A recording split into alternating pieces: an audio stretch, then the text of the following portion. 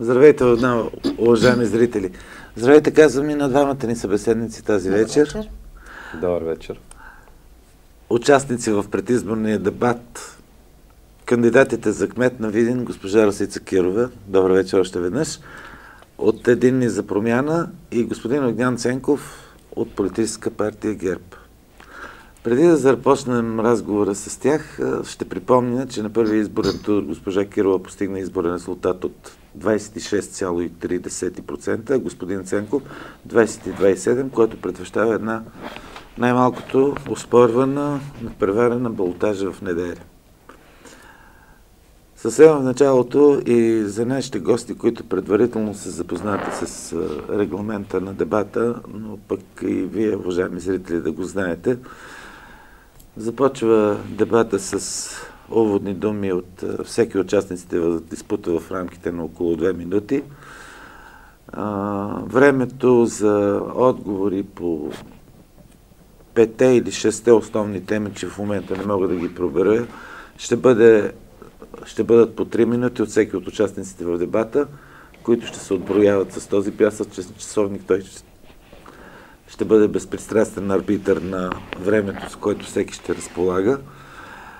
И в края на предаването всеки един от кандидатите ще има възможност да се обърне като заключително свое обращение към вас, зрителите на телевизия Видина, и към видинските избиратели като цяло. И така, запознати сте с дебата, госпожа Кирова и господин Ценков. Да, запознати съм. Може да започнем вече. По регламент също и по жребия, който е изтеглен за реда на участниците, първа ще бъде госпожа Кирова, а втори господин Ценков. Вашите уводни думи, госпожо Кирова. Първо искам много да благодаря на господин Ценков за това, че прие поканата, за това, че сме тук в това студио и може да дискутираме по определените теми свързани с града и с неговото развитие. За мен е много важно, а и така и за гражданите на Видин, да знаем какво и как ще правим през следващите 4 години. По какъв начин ще реализираме идеите си и докъде те могат да стигнат. Видин дръзна да смени модела на управление. Да го смени, защото той не работеше достатъчно добре през последните повече от 15-20 години. И аз се надявам, че видинчани ще ме подкрепят. Надявам се, че ще покажем на България, че можем да бъдем различни. И това е всъщност и апелът ми към тях. Да излезем на 1 ноември и да направим така, че всичко, което искаме за Видин, да се случи. Защото то се случва единствено благодарение на нашите гласове и на нашата воля. Затова гласът на всеки един е изключително важен. И това е първото и основно нещо, което искам всеки един от видинските граждани да знае. Гласовете ни са важни. Те са безценни. Ще определят как да живеем ние, нашите деца, нашите близки, хората, които обичаме. Ще определим бъдещето на нашия град. И е хубаво да го определяме ние, тези, които живеем тук, а не някой отдалеч. Отвън или от някой офис. Затова предлагам на гражданите да ни слушат, да видят това, което искаме да им кажем и да направят свой избор. Какъвто и да е той, гласувайте на 1 ноември, защото е важно. Благодаря, господин Ценков. Добър вечер на всички наши съграждани. Аз, госпожо Кирова, приех поканата с удоволствие. Ви изпратих СМС. Въпреки, че доколкото разбрах, вие сте имали някакви съмнения, така и сте изказали някакви ваши си мнения, че едва ли не аз се страхувам или пък нямам желание да дебатираме. Напротив, госпожо, аз нямам никакви притеснения и затова съм и тук. Още веднъж казвам, че за мен ще бъде удоволствие да всички наши съграждани да проследят дебата и естествено да се запознаят и с нашите програми за управление и с нас като личности, или да придобият представа какви реални ръководители ще бъдем, защото ние ще ръководиме. Един от нас ще ръководи през следващите 4 години община Видин. На 25 октомври избрахме членовете на новия общински съвет. На 1 ноември предстои да изберем кмет на община Видин. Пред новата местна власт стоят много предизвикателства. Да се борим с безработица, с обезлюдяване, да привлечем инвеститори. Да задържим и да върнем тук младите хора, да направим Видин и населените места на общината по-привлекателно място за живеене. Да покажем на България, Европа и света красотата и богатствата на Видин. За да се случи това, трябва всички ние да бъдем екип. Трябва да работим със сърце и с разум. Трябва да превърнем Видин наистина в наша обща кауза. Но най-вече преди това трябва да си кажем истината. Това беше и посланието на ГЕРБ в предизборната кампания. Да бъдем честни с нашите избиратели. Абсолютно съм убеден и ще го повторя. Че не е важна лъскавата опаковка, високопарните думи и безкрайното говорене. Не е важно дали ще четеш или ще рецитираш заучени фрази. По-важно е представителите на местната власт да се научат да слушат и още повече да се научат да чуват гласа на видинските граждани. Да говориш много и да казваш нещо са две категорично различни неща. Затова в тази предизборна кампания за мен беше важно не безкрайното ми седене в телевизионни студия, а да се срещна и да чуя колко се може повече хора. И това не ми беше трудно, защото аз съм един от тези хора. Аз съм гражданин на Видин. За мен политиката е отговорност и аз се изумявам, когато хора, участвали в управлението на този град години, отказват да поемат отговорност. Отговорност, честност и много работа. Това е моята формула за успешна местна власт. Това мога да обещая. Благодаря ви. Пожелавам ви от тук нататък и на двамата успех в същинския дебат.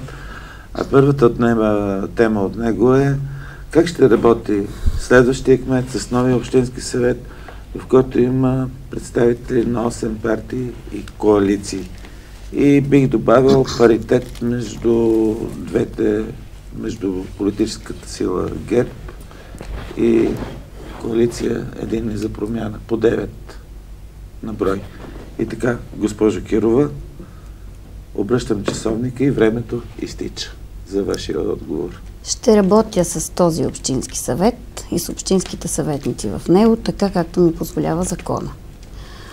Ще работя без притеснение, защото в общинският съвет се предполага, че всички са там, за да защитават обществения интерес.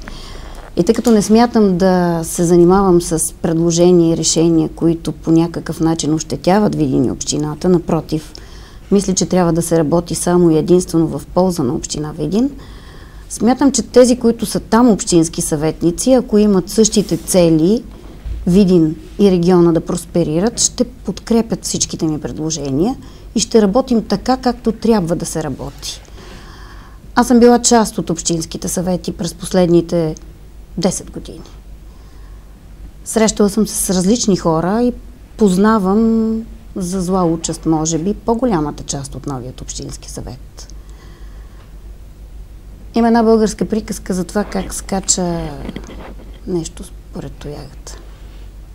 Аз искам да въведа правила и те да важат за всички. Подборът на материалите за дневният ред на заседанията трябва да бъде такъв, какъвто беше преди години, по реда на тяхното постъпване, а не по преценка на председателя на общинският съвет, който и да е той. Тук няма значение кой е, защото преценката е нещо изключително субективно. Затова да, в този общински съвет смятам, че ще работя лесно, в полза и в името на видинските граждани и не мисля, че това определено може да създаде проблем на който и да е кмет, който знае какво иска и има много ясни и почтени намерения. Що се отнася до това, дали по някакъв начин успяхме да стигнем до видинските граждани и избиратели, аз опитах да го направя не само с обиколки на място по срещи, но наистина го направих и от телевизионното студио. Защото нямам популярността на човек, заемащ държавен пост, и като такава трябваше да се срещна с повече хора и да им дам възможност да преценят какво и как ние предлагаме за развитието на Видин. Ние от Гражданско обединение Единни за промяна. Не смятам, че присъствието в Общинският съвет трябва да се коментира на паритетен или какъвто и да е друг принцип. Хората, които са част от този Общински съвет, са граждани на Видин. И те би трябвало да защитават интересите на Видин и видинчани. Така че не съм съгласна да се делим, защото в този Общински съвет, както и кмета и общинската администрация, са хората, които би трябвало да служат на Видин, на видинските граждани. И ако някой предполага или допуска, че в Общинският съвет може да има таинства, заговори и шушукане, тежко ни като регион. Аз нямам такива съмнения. Лично за себе си не съм го допускала никого. И смятам да не го допускам и занапред. На хората, които познавам, които уважавам, които са в близкото ми обкръжение в Общинският съвет, и съм убедена, че на всеки един почтен гражданин мога да внуша това, което е необходимо. Да работим за Видин. Благодаря ви. Господин Ценков, извинявайте. Въпросът: как ще работи кметът, следващия кмет на Видин, извинявам се, че не ви го повторих, как ще работи кметът на Видин с новия Общински съвет, в който има представители на 8 партии и коалиции? Ако бъда избран на изборите на 1 ноември за кмет на община Видин, моят подход към членовете на Общинския съвет, въпреки голямото разнообразие, представители на 8 коалиции и партии, ще бъде да търся в една последователна явна политика консолидиране, обединение на общинските съветници. Трябва да се търсят компромиси. И то компромиси в името на каузата Видин. В името на полезните неща, които ние трябва да ги направим. Трябва да се излезе от партийната различност. И аз много често в предизборната кампания съм го казвал и пак ще го повторя, че партийната различност действително трябва да се проявява само в денят на избора. Когато се влезе в кабинката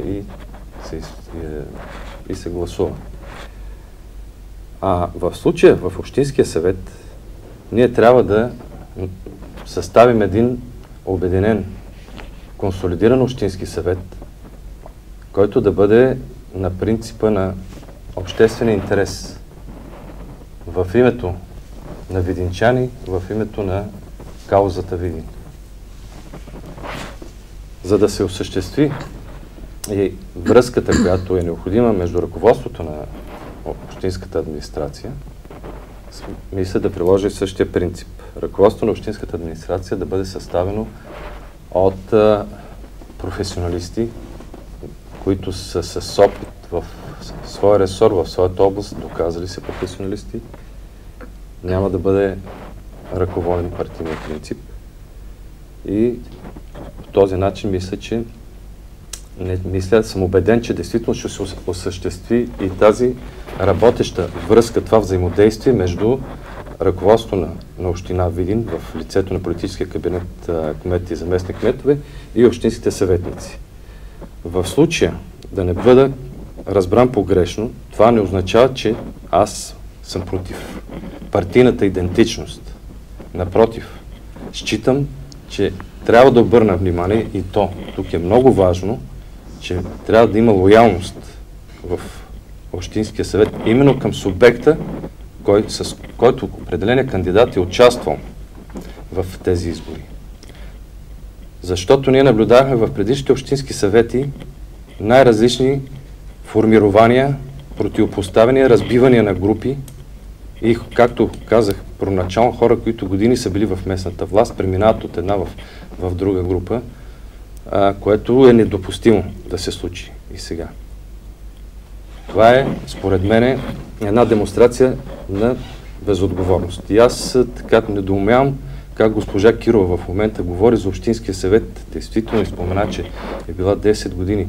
Тези процеси, които там се развивали, каква е била нейната роля. И в крайна сметка това, че съм убеден, нали, такива пожелания, как могат да бъдат възприемани. Мога ли да отговоря на въпроса, който току-що ми се зададе? Нищо, че извън регламент. Мога да Аз бъда максимално кратка. Не съм задал въпрос, просто изказвам мнение. Казвам, че недоумявам. Значи, за да не влизаме в режим на дебат, а да го направим като рецитал. Това ли предлагате? Регламента е добре, такъв, благодаря. който вие сте се... А пък вие може да го използвате... Да, и аз искам да се включа тук, защото пак се опитваме да излизаме от регламента. Значи, регламентът беше изпратен на двата предизборни щаба, ние го потвърдихме и тези правила трябва да се спазват. Това трябва да го разбереме видинчани. В такъв случай ще ви помоля и двамата тогава да не влизате в лични нападки и обвинения и не знам. Ваша е преценката по какъв начин да водите наистина дебата. В край на кращата се касае за бъдещото управление на Видин в 4 годишен мандат и касаеш много хора, хиляди. И така, следващата тема по изпратения ви регламент на дебата е инфраструктура и благоустрояване на общината, свързана с чистота, озеленяване, осветление, обществен ред и сигурност. Госпожа Кирова. Мога ли да започвам? Да, разбира се. Първо, много благодаря за изпратените теми. Не зная по чия преценка са направени такива, но държа да отговоря, тъй като ще говоря за инфраструктура и благоустрояване. Нося нещо, което е много важно да се знае, обикновено не чета, но инфраструктура означава всички необходими съоръжения и средства, които обслужват непряко икономиката и живота на гражданите и хората, т.е. пътища, канализация, енергийни съоръжения. Така посочените тиренца в нашите въпроси, като чистота, озеленяване, осветление, обществен ред и сигурност, всъщност нямат нищо общо с инфраструктурата. Те представляват комунални дейности. Що се отнася за обществения ред и сигурност, община Видин има наредба номер 1 за опазване и поддържане на обществения ред в община Видин. Тази наредба се приема от Общински съвет Видин. И така отговорих на последното тиренце, за да имам достатъчно време да говоря конкретно за инфраструктура и благоустрояване. В програмата на Единни за промяна са заложени изключително много мерки за инфраструктура и благоустрояване на цялата община, не само на Видин. Защото в момента ние говорим за община Видин и всички населени места около нея. Като начало, община Видин няма наредба за благоустройството на градската част и населените места около Видин. Не се спазват общите правила, които са заложени по устройство на територията и съгласно които би трябвало да е установена методиката, начинът и редът, по който ще се извършват определени мероприятия, свързани с инфраструктурата и с благоустрояването на определени части от града. Това, което ние ще направим за подобряване на инфраструктурата на града е първо да погледнем отгоре, от птичи поглед, да се срещнем с хората и да решим кои проблеми имат приоритет. Ще работим за подобряване на градската инфраструктура, защото това е начинът за постигане на нашата цел. А нашата цел е да направим Видин по-уютен и по-красив дом за живеене за нас и нашите деца, да може да поканим тук туристите да направят това, което всеки един турист прави там, където му е хубаво, т.е. да се върнат, да оставят парите си и да създадат поминък, да създадат работа за населението. Общината ще създаде всички необходими условия, общинската администрация и кметът, ако това съм аз, разбира се, за да може Видин да се развива по правилна, предварително начертана схема. И тук ще ви кажа две неща. По отношение на инфраструктурата няма да предприемам действия, като случилото се с булевард Панония. Защото не можеш да асфалтираш един булевард и след 8 месеца или след 11 да го разкопаеш целия и да го оставиш на гърбици и на кръпки. За мен това е липса на планиране. Планиране трябва да има както по отношение на инфраструктурата, така и по отношение на всяко едно действие, което ще предприема общинската администрация. И искате ли да ви кажа защо? Защото не са важни групите в Общинският съвет. Аз бях част от една група и останах там до края. Някой отвън, областен ръководител, разби групата на същия този ГЕРБ в Общинският съвет и караше част от съветниците да гласуват решения, които не отговарят на общественият интерес. Това силно ме притеснява и бих искала да се промени, както по отношение на благоустрояването, така по отношение на инфраструктурата. Що се отнася до комуналните дейности, за тях в нашата програма сме предвидили следното. Максималното им приобщаване към общинската администрация, т.е. Разбрах. да създадем предприятия, които да обслужват тези комунални дейности. Разбрах ви. Благодаря ви. Господин Ценков, ще повторя въпроса, за да не възникнат недоразумение. Инфраструктура и благоустрояване на общината, така както е записано, чистота, озеленяване, осветление, обществен ред и сигурност. Да. Аз точно и така ще отговоря. Няма да правя литературен разбор или нещо друг на формулировката. Чистота. Чистотата действително е дейност, която ние сме заложили с конкретни наши намерения, които да осъществим, а именно чистотата, която се превърна в общинско предприятие, звено чистота, да се доразвие и да изцяло да стане общинско предприятие в смисъл, че в момента е не само, в момента са само служителите в звено чистота, служители на община Видин, на техниката е наета и съдовете са наети. В тази връзка, като заместник областен управител, с отварянето на програмата за трансгранично сътрудничество Румъния и България, имаше проектно предложение от община от Румъния, която точно това бяха намеренията да се закупи техника за сметосъбиране, съдове за сметосъбиране и техника за снегопочистване. Тогава ние отправихме предложения заедно и с други проектни предложения към представителите на общините в област Видин. Запознахме ги и дори аз така на госпожа Борисова, присъстваше тогава заместник-кмет в община Видин, и направих като препоръка евентуално да се възползват от тази възможност да се изготви проекта и в близко бъдеще, като период година и половина, може евентуално при одобряване на проекта да се закупи и да се изгради общинско предприятие цялостно, с всичко необходимо, като собственост на общината, служители, техника, съдове и така нататък. Осветление. Озеленяване всъщност. Озеленяването действително е един много сериозен и много важен елемент за добрата, качествената, жизнената градска среда. Ние имаме много хубави зелени площи. Имаме един от най-хубавите паркове, градската градина, която е тип линейен парк. Минава през всички градски зони, от единия до другия край на града и се намира и на брега на река Дунав, но ние го виждаме в какво състояние. И имаме зелени площи и паркове и градинки по всички населени места. Тук трябва да се реализира една по-дълготрайна политика, особено в момент, когато е прекъснато заплащането на фирмата по озеленяване, защото предстои и съхранение, заземяване на растения и така нататък. И едно растение не може днес да се посади и вече да е растение, трябва му определен период. Така че тук сме заложили също много съществени намерения за решаване на този проблем. Осветлението във връзка с проекти пак по програми може да се изгради осветление, което да е много икономично. Искам да отбележа, че общинските власти, местната власт са бенефициенти по почти всички европейски програми. В тези европейски програми има възможности за реализирането на проекти. Обществен ред и сигурност. Изграждане на общинска полиция.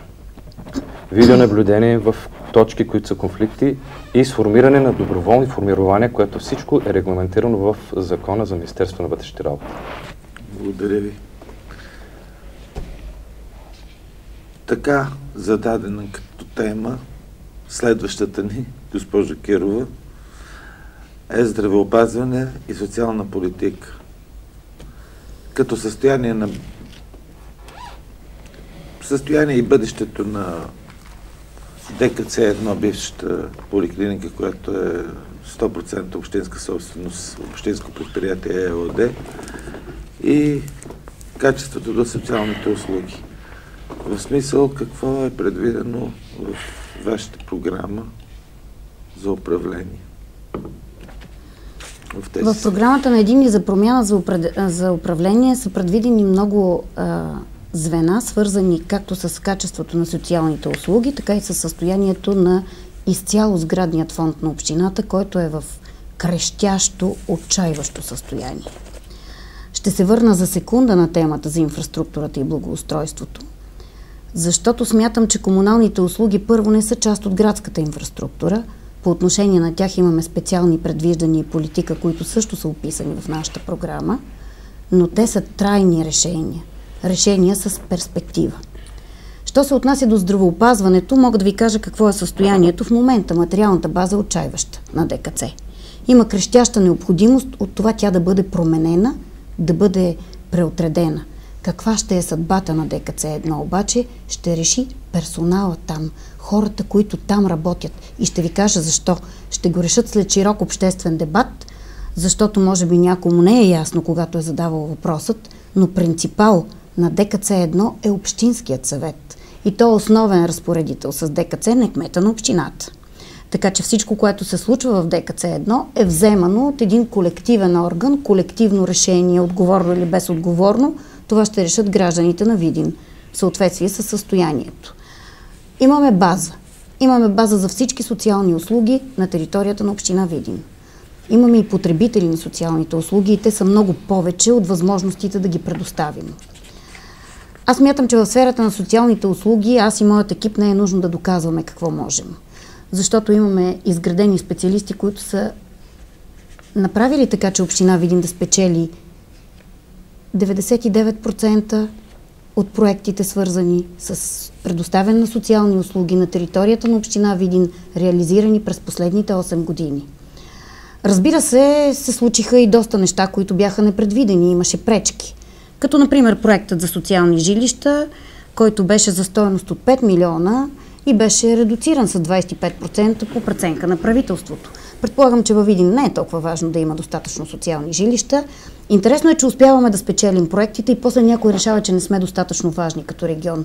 Мен лично това ме притеснява и аз ще се ангажирам това да не се случва повече. И има начини и методи как да се случва.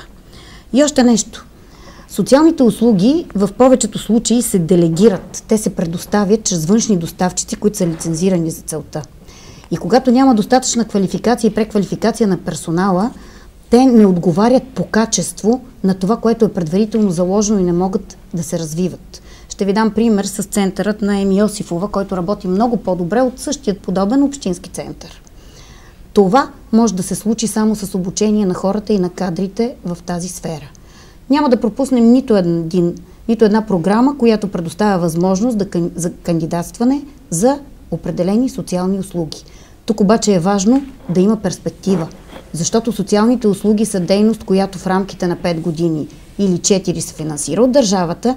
След това трябва да направим така, че да ни чуят и да продължат да го финансират или да го финансираме с общински средства. Нещо, което между другото не се е случило с няколко социални услуги на територията на община Видин през последните 5 години. Интересно кой и интересно защо нашето правителство, което така добре се грижи за нас, не продължи социалните услуги тук на територията на Видин. Благодаря. Да повторя въпроса, господин Ценков. Здравеопазване и социална политика, състоянието и бъдещето на ДКЦ-1, бившата поликлиника, общинска, тя не е бивша общинска, бившата поликлиника, която е общинска. ДКЦ-1. Да, диагностично-консултативен център, да, и качеството на социалните услуги в общината. Здравеопазването и социалната политика по принцип действително са много сериозни теми, които визията при управлението на община Видин трябва да е много ясна. В случай ние трябва да обърнем внимание какво представлява здравеопазването, какво включва. То включва спешна и неотложна помощ. То включва доболничната помощ, включва и болничната помощ. Във всички тези сфери ние имаме сериозни проблеми, които трябва да решаваме. Едно от нещата, които в крайна сметка все пак можем да го кажем, това е, че на територията на община Видин ще бъде изграден филиал на нов център за спешна медицинска помощ и това е във връзка с спечелен проект от Министерството на здравеопазване по оперативна програма Региони в растеж. Диагностично-консултативният център, бившата поликлиника, е изградена по всички правила точно за подобно заведение. В него има здравни услуги, включващи личните лекари, включващи специалисти, включващи рентген, включващи лаборатория и така нататък. Действително, състоянието, сградният фонд е много тежко. И доклада, който е направен в средата на месеца, сочи, че задлъжнялостта е 330 241 лева. Финансовата задлъжнялост. Трябва да се осигури подобряване на сградния фонд, да се преценят и да се включат и други дейности, които естествено могат да подобрят така постъпленията в диагностично-консултативния център при осъществяване на здравните услуги. Това нещо може да се осъществи и действително тук можем да разговаряме и да размишляваме в тази насока. Развитието на социалните услуги по принцип в момента тече изготвянето на стратегия за развитието на социалните услуги в област Видин, която трябва да бъде приета в края на тази година. Въз основа на тази стратегия трябва да бъде изготвена и стратегията за развитието на социалните услуги в общините. В община Видин през 2015 година функционират 23 заведения за социални услуги за деца и възрастни. Мрежата от социални услуги е механизъм, който постоянно трябва да се подобрява, защото той се гради въз основа на потребителите и потребностите на рисковите групи в общината. Не може да създаваме социална услуга, за която няма потребности потребители. В този ред на мисли нашите усилия ще бъдат насочени към осигуряване на адекватна грижа за деца, за старите хора, за лицата с увреждания и лицата, попадащи в рисковите и уязвими групи. И в тази връзка, като заместник областен управител, ние учредихме един областен координационен механизъм по деинституционализация на деца в публично-частно партньорство във връзка с това, че да задържиме децата в семействата. Това е по-различното от 0 до 3 години. Благодаря ви. Въпреки, че това е повече държавна, според мен може и да бъркам политика, отколкото общинска, но следващата ни тема е мерки за повишаване на безработицата. Като общинска политика, разкриване на нови работни места, политики за задържане, а защо не и връщане на младите хора в общината, политика за преодоляване на демографския срив, перспективи за развитието на туризма. Една много доста обширна тема. Като начало, мога ли да започна мерките за... Да. Мерки за понижаване на безработицата. Мерките за понижаване на безработицата са описани в една национална програма и стратегия. Аз предлагам на видинчани да престанем да бъдем регион, върху който непрестанно някой се упражнява в писане на стратегии, планове и програми и общи приказки, които нямат никакъв смисъл зад себе си. Какво ще направим, за да понижим безработицата във Видин? Много просто. Като начало няма да пъдим инвеститорите от тук, защото това е, което се случва през последните години и това е една от основните причини, поради която видинчани имат крещяща нужда от работа. Няма да стимулираме развитието на разкриването на така наречените работни места, за които обаче се налага да си внасяме хора от Китай или от Лом, без значение. Общината и работа на кмета е да определи начин, програма за развитие на региона. И аз съм предложила такъв на видинчани. Там, където може да преквалифицираме колкото се може повече хора, защото имаме граждани, които над определена възраст не могат да намерят работа, тъй като им липсва необходимата квалификация.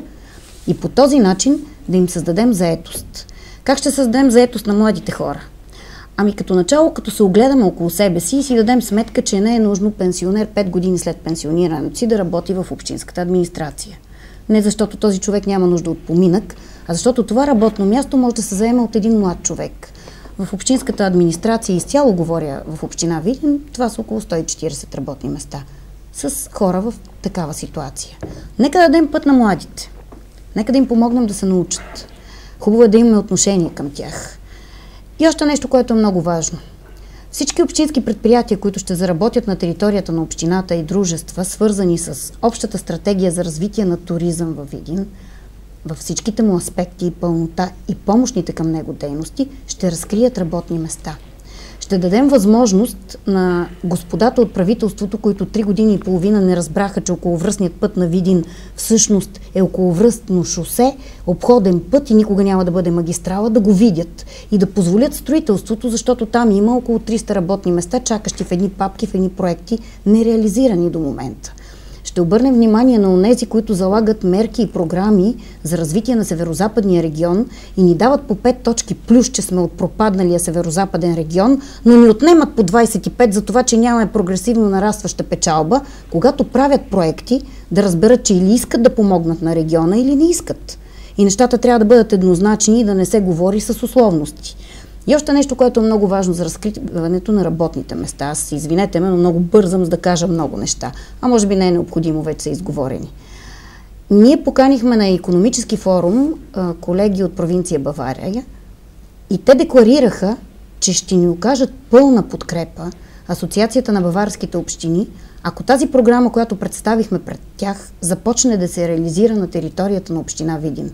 Там има възможности, заложени за създаване на работни места чрез мини и микропредприятия, за да може Видин да се развива и да може всяко едно семейство да има хляб, работа и поминък.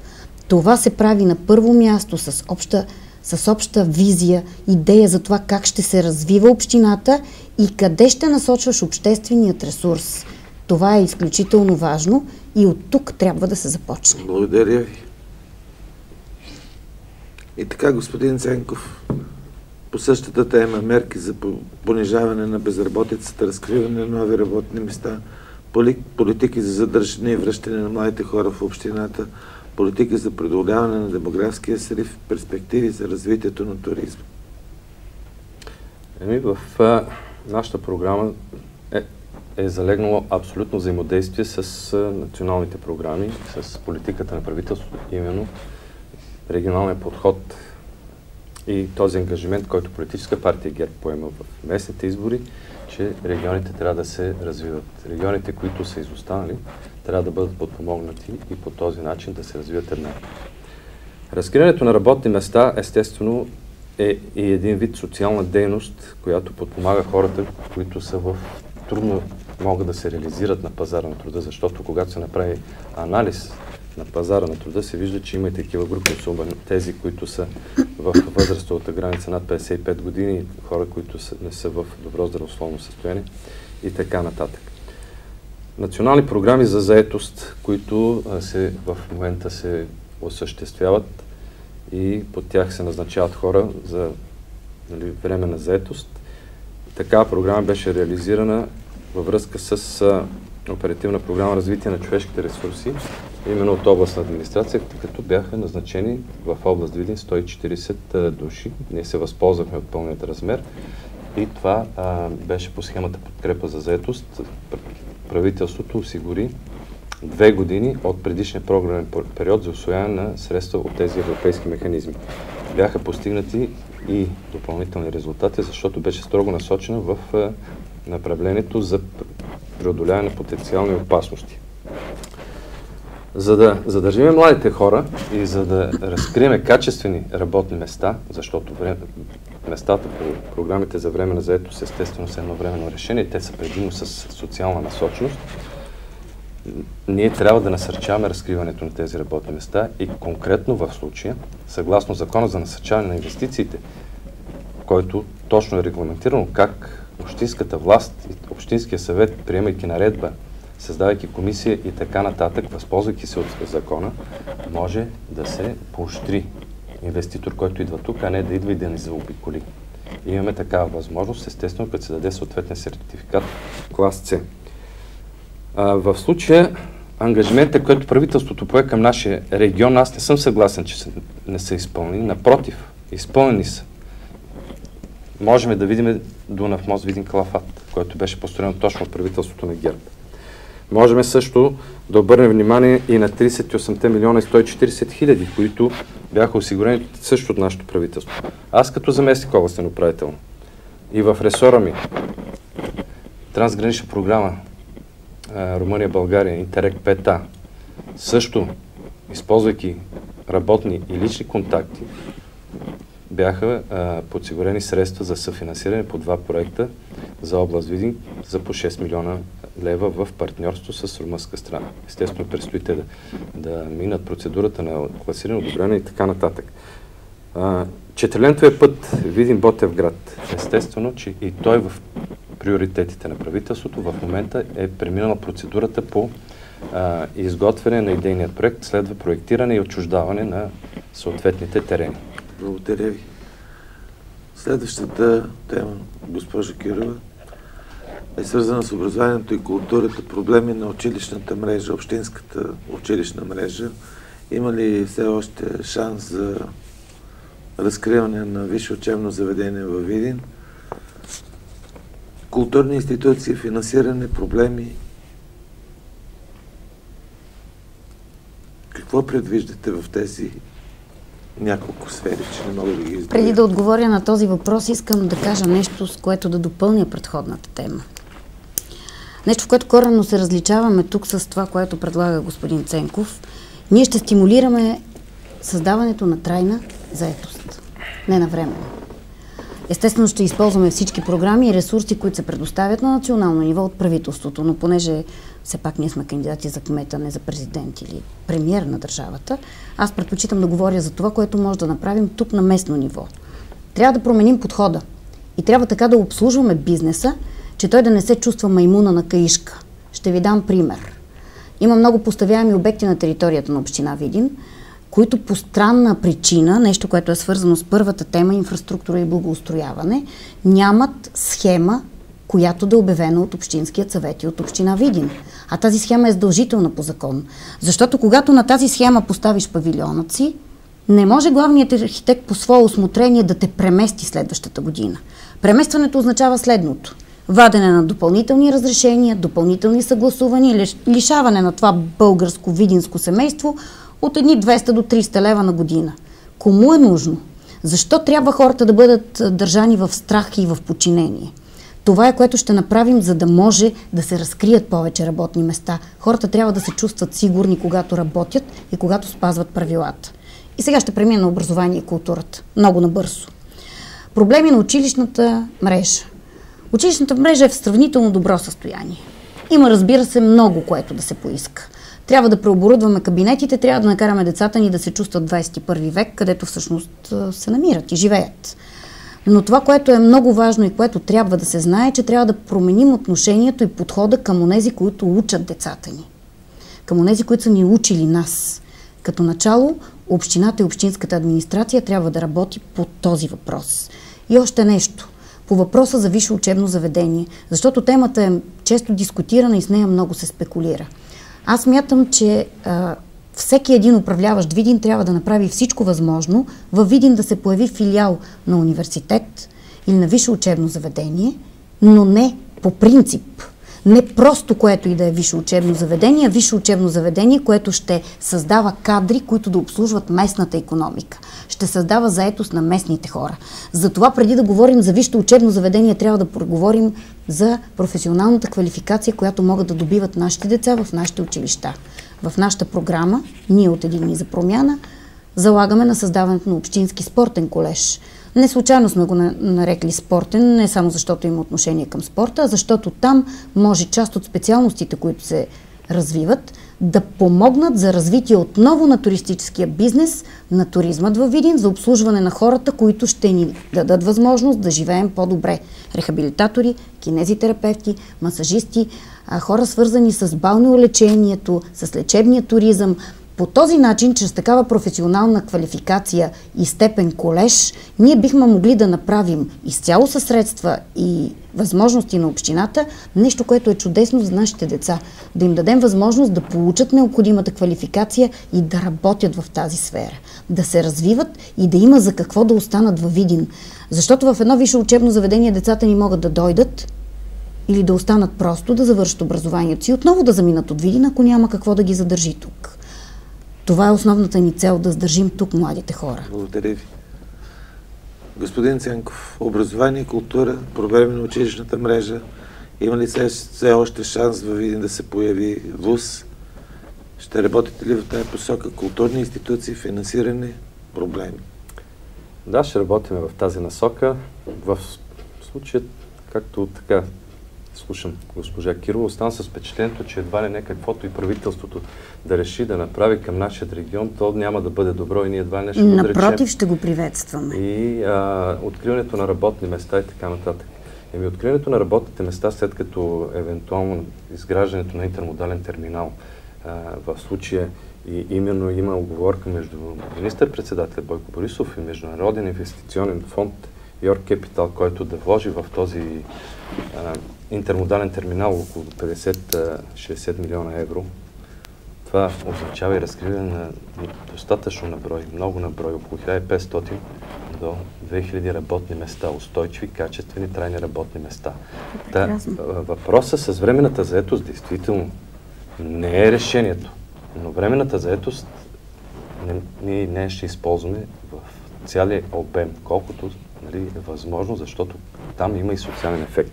И сега да се върна в крайна сметка към проблемите на училищната мрежа. Училищната мрежа, основният проблем е непрекъснато намаляващия брой на децата и учениците. Запознати сме с проблема и на учителите и точно тук е момента да отбележиме, че този проблем е в фокуса на правителството, защото беше наскоро приет и закона за предучилищното и училищното образование. В началото на мандата. Не беше приет закона в края на мандата, когато да не се интересува правителството след това дали ще бъдат изпълнени заложените в закона регламенти и така нататък. Това е един ясен жест, че правителството, образованието е приоритет като национална политика.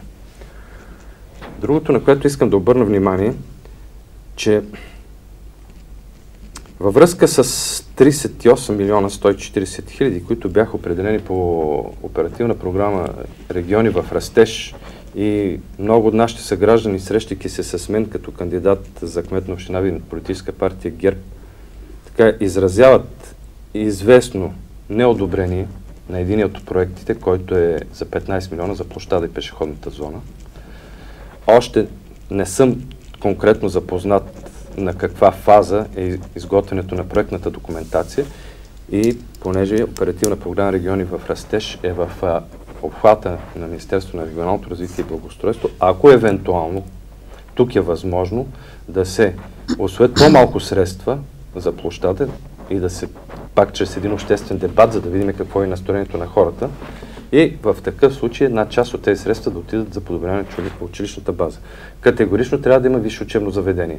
Ние проведохме, по моя инициатива, се проведе изследване, анкета сред учениците, които са 11 и 12 клас от регионалния инспекторат по образованието. От 1143 мисля, че бяха 37%, това са около 400 наши деца, желаят да учат тук.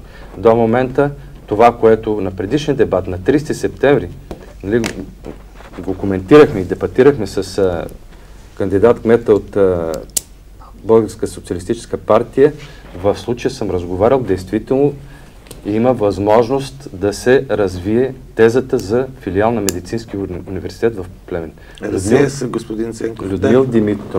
Господин Людмил Димитров, разговарях с него вчера и ми каза, че тази идея ще доразвием. Имаме и други идеи. Извинявам се. И ще работим по всички. Ще ви отпусна повече време. Така, следващата тема е спортната база, развитието на спортните клубове, по-конкретно перспективи за развитие на футбола, на масовите спортове, футбол, баскетбол, гребни спортове и откъде ще дойдат средствата за издържането на тези общински клубове, които продължават да са общински. Първо на въпрос. Госпожо Кирова. Ние ще развиваме всички възможности за масов спорт във Видин. И то спорт, който да държи децата ни далеч от улиците, да им създава трайни навици, да ги прави по-здрави. В това отношение няма да наблегнем само на футбола или на баскетбола или на гребането. Защото спортовете, които са прославили Видин, са далеч повече и имаме възможност да ги развиваме. Като начало, какво е залегнало в програмата на Единни за промяна по отношение на спорта? Ние залагаме на спортен колеж и мисля, че това говори достатъчно. И още нещо. Има няколко разработени проекта в общинската администрация през различните години, по които има възможност вече да се кандидатства, като готова техническа документация. както за гребният канал на Видин, така и възможност да развием определени спортни съоръжения, които Видин отдавна няма. Ние нямаме плувен басейн, защото съоръжението, което е предвидено за такова до стадиона, е собственост на Министерството на земеделието. Тоест на фирма, която е собственост на Министерството на земеделието, и то се руши от години. Може би такова отношението на държавната власт към имуществото по принцип. Много е просто. Този, който управлява общината, трябва да го поиска. Има начин да бъде предоставено на общината, да се направи едно обследване на този сграден фонд и да се кандидатства, да се разработи проект и да се кандидатства по програма, така че видинските спортове да имат своя дом и да се развиват едновременно. Закона ни позволява един единствен начин за финансиране на спортните дейности и това от собствени средства. Така че първо ще развием общината и ще направим така, че да имаме повече средства в бюджета и за това си има начин. Аз спирам до тук със спорта не защото не е важен, а защото не е необходимо да говоря прекалено дълго. Всички са запознати с нашето отношение към спорта и с това, което сме заложили в програмата си. Искам обаче, съжалявам, няма да се обърна към вас, господин Ценков, наистина не искам персонално да прозвучи, но аз достатъчно добре познавам стратегията за развитие на транспорта. Тя, между другото, е публикувана на сайта на Министерството на транспорта и господин Московски, който ми е личен приятел, много добър при това, явно е пропуснал интермодален терминал във Видин, защото не е заложен по стратегия такъв и не е отбелязано въобще, че такъв ще има. Да, някой сигурно има интерес, но ако трябва да спазваме стратегиите и програмите, разработени от правителството, във Видин до 2020 година, такова нещо не е предвидено. А що се отнася до разкриване на 2, 3, 5, 20 хиляди работни места, аз слушам такива неща от безкрайно дълго време.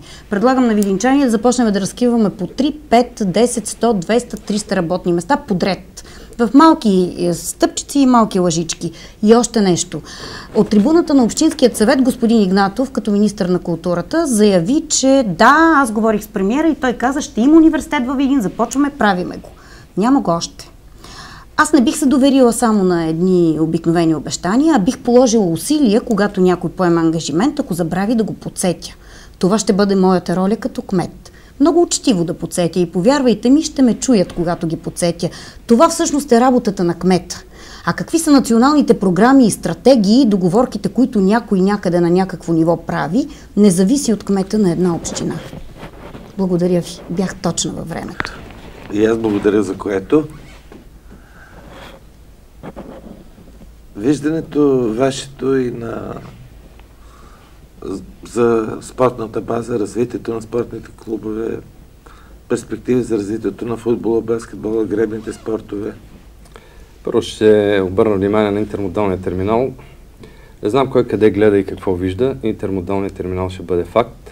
Изготвено е техническото задание. Има подписано споразумение с Европейската комисия. Просто го няма в транспортната стратегия на Република България. Вие не знам къде гледате. В сайта на Министерството на транспорта и във всички публикувани такива документи. Обяснявам ви, че ще бъде факт. Има работна група. Аз съм член на тази работна група. Техническото задание е изготвено. В момента се изготвя идеен проект в Държавно предприятие пристанищна инфраструктура в структурата на Министерството на транспорта. В разрез с стратегията транспортната, така ли е да го разбирам? Не мога да ви отговоря дали е в разрез. Това е ваша квалификация. Вие виждали ли сте стратегията? Транспортната стратегия до 2020 година. Това е ваша квалификация, аз не давам квалификация, аз ви казвам какво съм прочела. Съжалявам, че не съм я изпечатала. Вие твърдите, няма я. Вие твърдите, че няма да бъде изграден интермодален терминал. Не, аз твърдя, че в транспортната стратегия на Република България до 2020 година няма заложен интермодален терминал. В случая заемате от моето време. Аз не ви прекъсвах и не ви апострофирах. Аз мисля, че преди малко и в крайна сметка ние трябва... толерантна. Да, бяхте толерантна, но сега ми пречите. Добре, кажете, господин. Така, исках да обясня за интермодалния терминал и в крайна сметка ще отговоря на въпроса във връзка с спорта, спортните бази, каква е нашата концепция. Действително, спортът е залегнал като сериозна концепция, сериозна дейност в нашата програма, защото ние трябва децата да ги развиваме физически и така нататък. Трябва да ги спасиме от всички опасности, които в момента се развиха в нашето общество с така в известна степен и намаляване на ценностната система, промяна в ценностната система на цялото общество. Възпитанието на децата е предимно в училищата, а в последствие, когато пораснат повече, родителите вкъщи поради нашата ангажираност нямаме сериозна възможност да им обърнем внимание.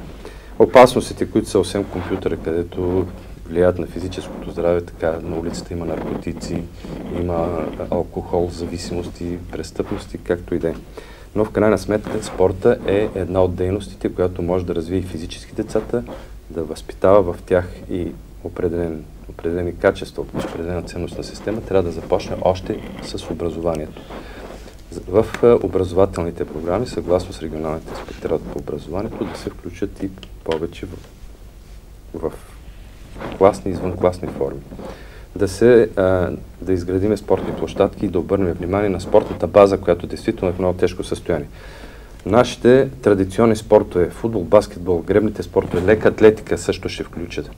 Защото при мен бяха наши съграждани, които са бивши спортисти в сферата на леката атлетика, създали се едно гражданско сдружение, искат да възродят леката атлетика, но залата за лека атлетика е в много тежко състояние. Гръбната база, която видяхме и репортажа какъв е, знаеме, че е в проблемна като собственост, както част от нея е на община Видин, друга част е на частно юридическо лице. Там има възможност да се придобие и останалата част от собствеността. Юридическото лице може да се постигне споразумение с него, има съгласие да се постигне споразумение и естествено това нещо дори е и потенциално опасно. Не само, че трябва да развием гребането като наш традиционен спорт, а ние го видяхме, че той е в опасност за здравето на децата, които тренират там. Благодаря ви. Следващата тема, и тя е и последна от този дебат, е бюджет, финансиране, преодоляване на кризата, излизане на чисто от дълговете на общината, мерки срещу корупцията, привличане на инвестиции и работата по европейски проекти. Ще разделя на две части отговорът на този въпрос. Първо, самият въпрос, така както е зададен, излизане на чисто от дълговете на общината. Явно общината не е на чисто, е на мръсно. Да започнем от там. Според адвокат Борислав Василев, който беше тук в това студио преди няколко дни, очаква се грандиозно увеличаване на дълговете на общината. Аз безспорно не мога да кажа колко са, защото имам информация, която е изключително оскъдна и много трудно се добираме до подобна информация в община Видин, когато ни е необходима. Но мога да кажа нещо. Голяма част или една част от дълговете на общината са разплатени благодарение на съдия-изпълнителят, който разпродаде част от общинските имоти. И между другото, знаете ли какво се случи на общината? Продадоха част от общинските имоти последният начин. Съдия-изпълнител ги разпродаде и земеделските земи, които им се продават за 300 или 500 лева, когато добросъвестният кмет ги продава, стигнаха цена от 1200 лева на декар. На публичен търг, така както му е реда. Да, част от проблемите на общината може би са решени от съдия-изпълнител, колкото и смешно да звучи. Що се отнася до финансирането на общината? Има няколко неща, които трябва да се направят, когато кметът влезе да управлява тази община. Когато аз вляза да управлявам община Видин, ще направя следното. Първо ще се направи една стриктна и изчерпателна ревизия на това какво е реалното състояние дългово и то може много лесно да бъде установено в рамките на няколко месеца. Не са необходими години и дълго мънкане по въпроса. И още нещо. Трябва да преструктурираме дълговете, които общината има, защото има такива. Трябва да се договорим с фирмите, на които дължим, защото те не са виновни заради нечие некадърно управление и не са длъжни да чакат и да оставят без хляб и без работа своите работници. И Асоциацията на българските общини ни подаде ръка последният начин. Те казаха, ако вие влезете в тази община и ако изпълните тази програма, ако започнете да реализирате, ние може да ви предоставим кредит, който да бъде с 1% и 2-3 пункта лихва, което прави средно около 300 и кусор хиляди лева по-малко годишна лихва върху заемът, който община Видин ползва от 8 милиона и нещо за срок от 10 години. Ето като начало как ще спестим едни пари на община Видин. Хората казват, ние вярваме във вашата програма, ще ви помогнем, имаме тези финансови възможности. Няма да обяснявам защо ги има тези възможности. В цяла Европа и в цял свят лихвата по кредитите е отрицателна. Само в България не е така. Това е друга тема. По отношение на преодоляване на кризата. Кризата се преодолява със ред, със стриктност при изпълнение на задълженията и с запушване на дупките от общинския бюджет. Онези дупки, от които изтичаха пари. И може би продължават да изтичат. И още нещо. Когато обявим обществена поръчка и главният изпълнител подпише договор, че ще работи без подизпълнители, ще следим стриктно за това. Ако използва подизпълнители, ще ги декларира предварително и ще бъде коректен към тях и към дейностите, които те извършват. Тоест, за да се преодолее финансовата криза в общината, на първо място е необходим стриктен финансов контрол. Контрол върху изпълнение на решенията на общината, на Общинският съвет, контрол върху качеството на дейностите, които се извършват вследствие от обществените поръчки и контрол върху раздаването на тези обществени поръчки. Те не трябва да се раздават просто ей така, поради някакво близко познанство или нещо друго, а защото фирмата е доказала, че ще ги изпълни качествено и добросъвестно. И когато получи 50 милиона лева, за да изпълни нещо на територията на община Видин, първо то трябва да бъде полезно за общината и за гражданите и второ, трябва тези пари в определеният процент, разбира се без печалбата на фирмата, да бъдат вложени в тази дейност, а не да бъдат вложени в джоба, автомобила, къщата на някой или в някоя депутатска придобивка.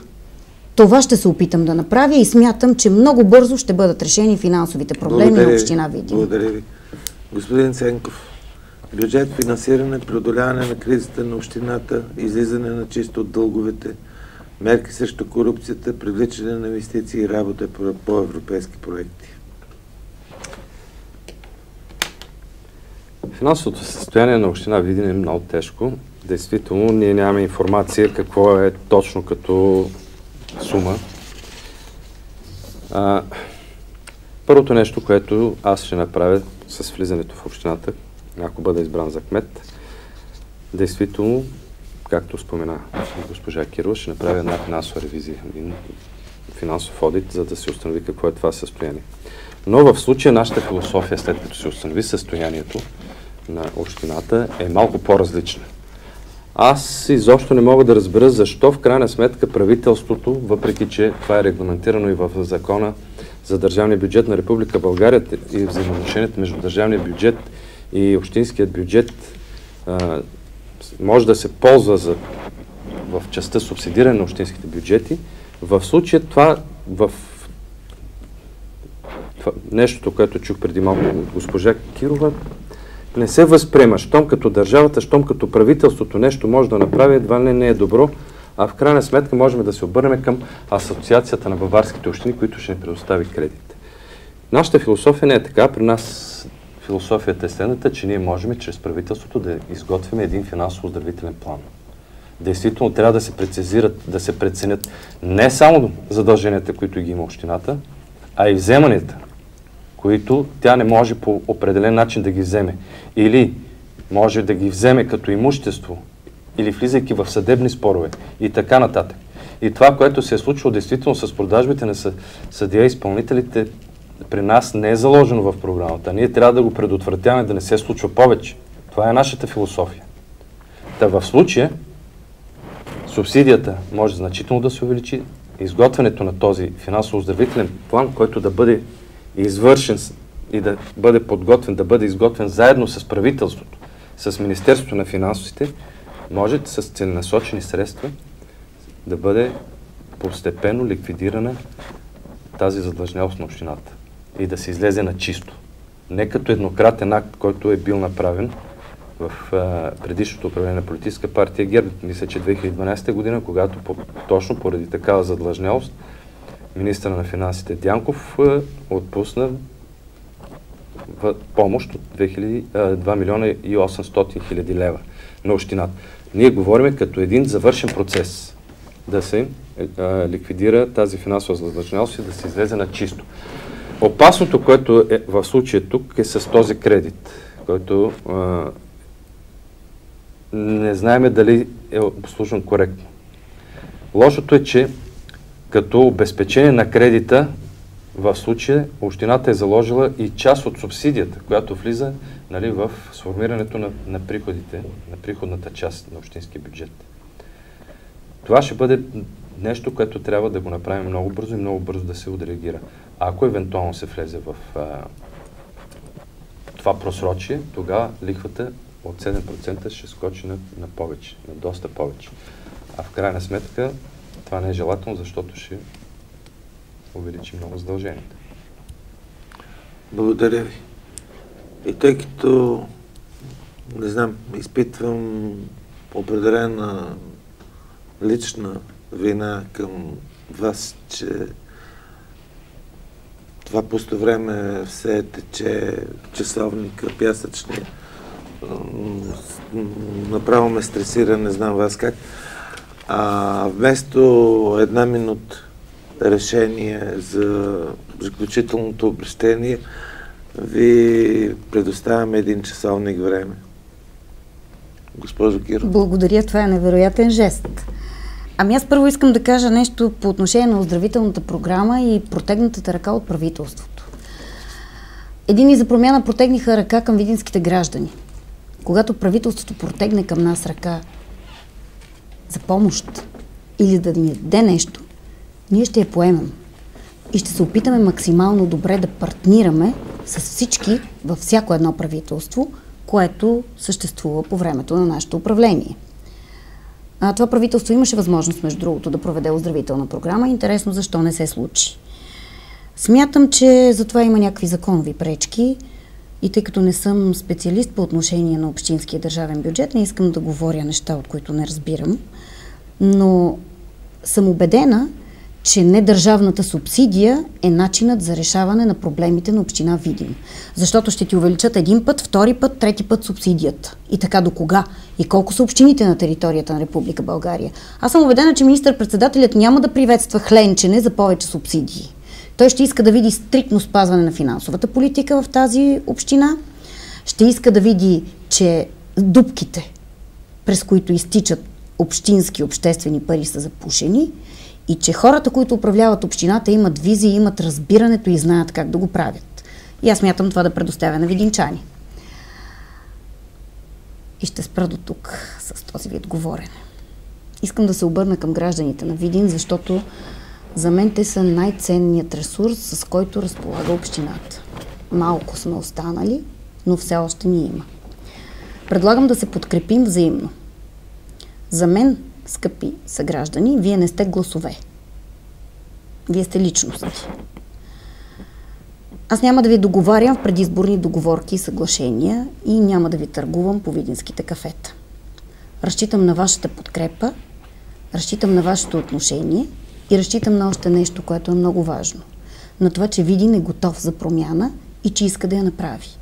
Разчитам, че съм успяла в рамките на тази предизборна кампания да събудя желанието у видинчани да бъдат различни, да се чуват хубави неща за Видин в националният ефир и навсякъде и да покажем, че ние сами може да управляваме собствения си живот и не се нуждаем от корабът майка.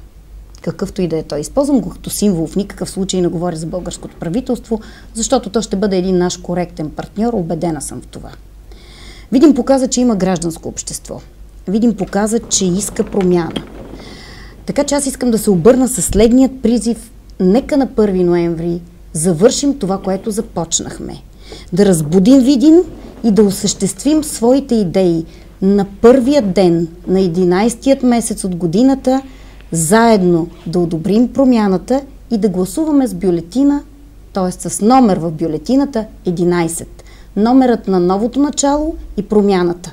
И аз съм убедена, че ще я постигнем всички заедно, когато изпитваме взаимно уважение един към друг и когато знаем как да осъществим своите намерения. Ясно и конкретно. Благодаря ви. И аз.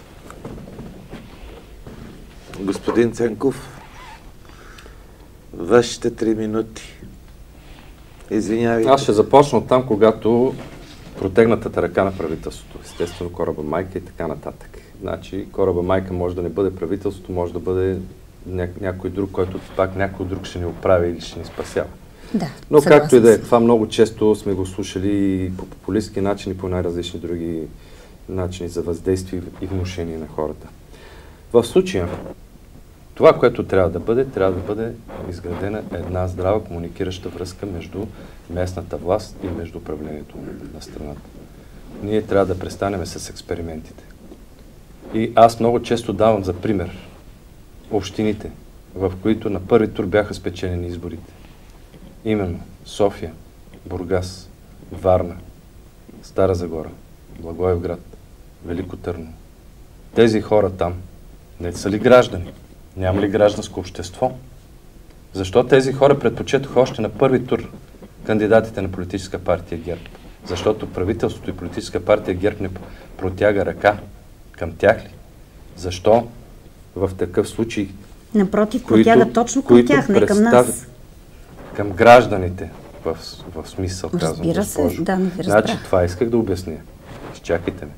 Защото вие идентифицирате себе си, вашето обединение, гражданско обединение, което не стана много ясно, гражданско обединение или местна коалиция или гражданско обединение. На изборите може да се явиме само с местна коалиция, разбира вярно, се. може да се явите, закона. познавам го много добре, вие не го познавате. Може да се явите като независим кандидат, издигнат от инициативен комитет, както се явиха други кандидати. Ами аз не се идентифицирам като независим кандидат.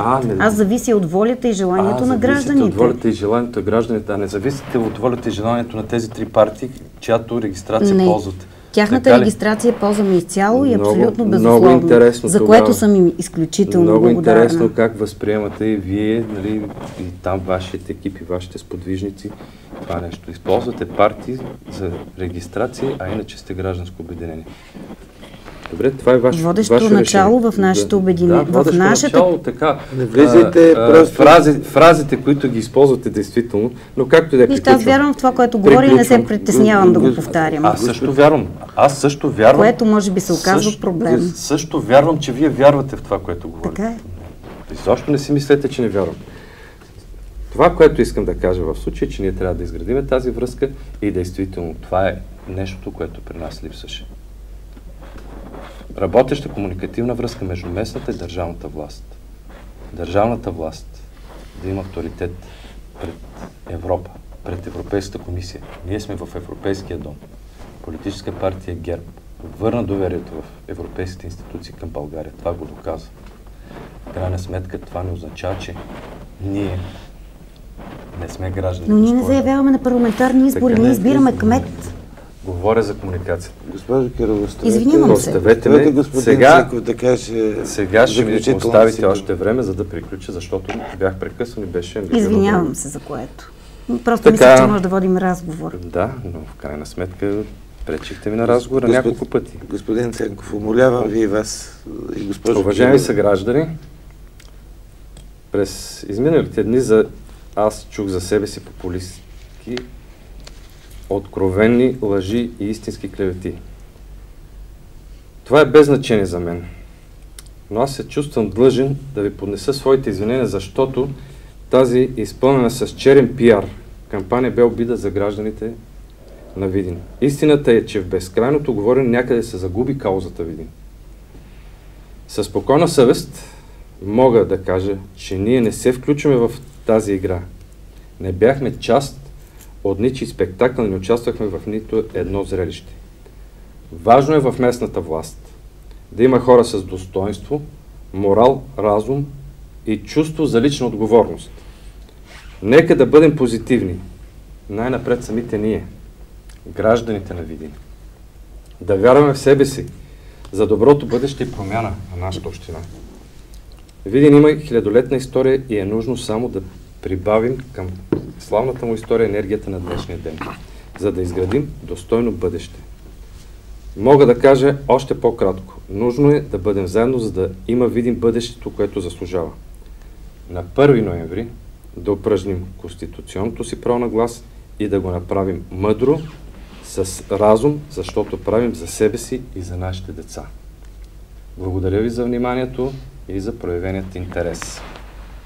И аз много ви благодаря за участието и въпреки на моменти, че се повиши напрежението, благодаря ви за може би във взаимен интерес. Толерантният диалог, който водихте. Естествено, ние сме възпитани хора. Аз нито съм имал намерение да скуби и да бия някого. Което е прекрасно. И ви пожелавам. Казах, че съм възпитан и културен човек. И ви пожелавам най-искрено. Аз ще оставя хората да решат аз каква съм. Мога ли да помоля да си завърша предаването? Позволяваме. След това в коридора може да си разменяте реплики. Много ви благодаря за участието още веднъж и най-искрено ви пожелавам и на двамата успех на изборния балотаж в неделя. И нека, както казват хората, по-добрия победи. В името на Видин. В името на Видин. И нека по-добре победи и това да бъде реалният вод на видинските избиратели. Не манипулиран, не фалшифициран. Много е важно, особено когато всички СИК-ове имат само представители на ГЕРБ, истинският вод, разбира се. Уважаеми зрители, това не е вярно. Това беше последното за тази предизборна кампания, издание на предизборно студио на телевизия Видин и се надявам да сме спомогнали за да направите своя информиран избор в неделя. Пълният видеозапис от този дебат ще бъде качен утре в сайта 44parallel.com. А сега ви положавам спокойна вечер с повече мъдрост и отговорност на малотажа в деня на народните будители, 1 ноември. Лека нощ!